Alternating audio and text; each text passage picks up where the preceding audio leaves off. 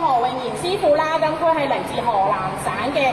嵩山少林寺嘅，咁佢15年咧就成為咗武術代表啦，更加喺好多唔同嘅國際比賽咧都攞過好多獎項，為香港攞到好多唔錯嘅成績㗎。咁佢咧同時都係一位好勁嘅武打演員喎，可能大家喺好多唔同嘅電影啊或者係電視劇都見過佢嘅表演嘅。咁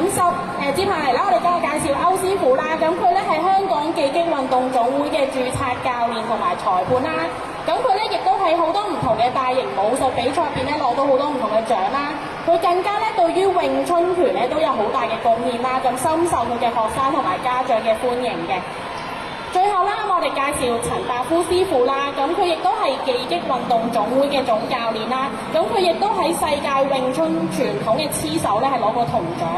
亦都喺好多唔同學校咧表演過，咁都係非常之厲害嘅。咁今日咧，佢哋會為我哋帶嚟唔同嘅武術表演啦，咁大家可以留喺中庭，大家細心欣賞佢哋嘅表演嘅。